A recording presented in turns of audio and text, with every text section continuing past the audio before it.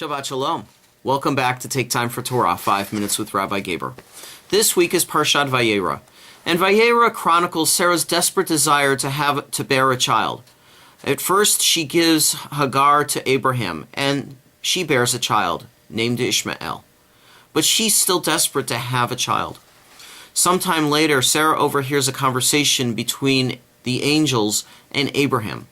And they tell Abraham that in 1 year's time, Sarah will bear a child, will have a son.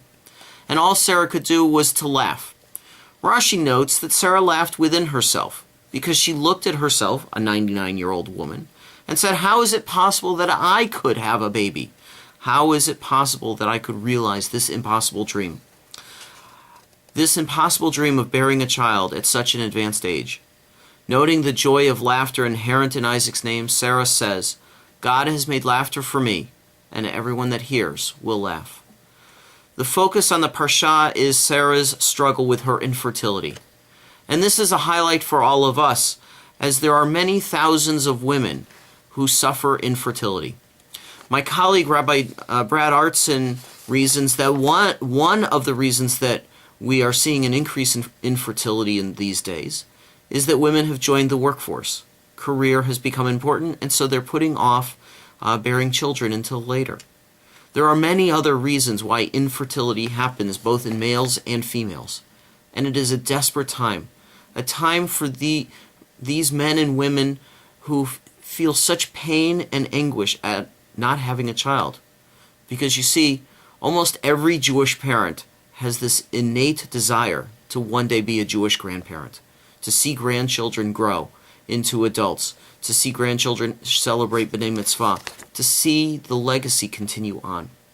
My colleague Rabbi Artson also reasons and teaches to us that a mitzvah is only a mitzvah, only an obligation to us if we are capable of fulfilling it.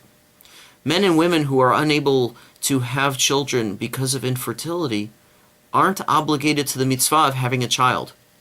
And every time we put that pressure on someone, we may cause them anguish and pain.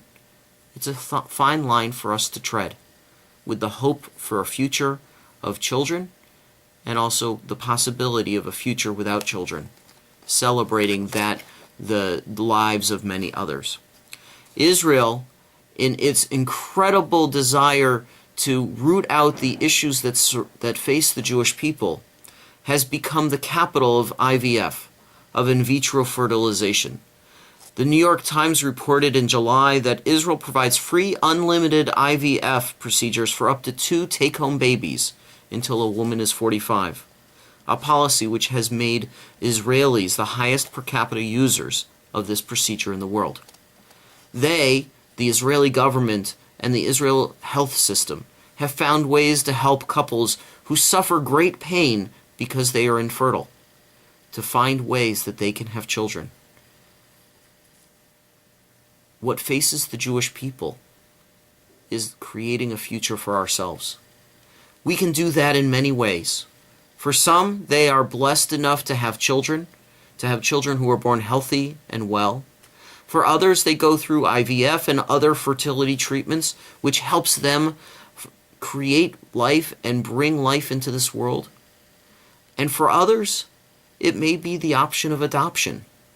They bring other children who don't have moms and dads and parents to care for them and adopt a child and create for them a good, wonderful home. And thus, in another way, creating the future of the Jewish people. And yet there are still others who choose, because they are unable to have children, not to have children. And so they devote their time and their energy to other projects in this world, to tzedakah projects, to other family members, and to themselves and how they better the world. As we recall the adversity that Sarah faced this week, her inability to bear a child, we must also remember that that pain endures today as women suffer Sarah's very same frustration. It's with this knowledge that we can also marvel at Israel's efforts to harness technology in order to help countless women in Israel and around the world. This Parsha teaches us to take life seriously to find the blessings in it, and also find the blessings in how we help others enjoy the blessings of family and a future. Shabbat Shalom. I look forward to seeing you next week. Bye-bye.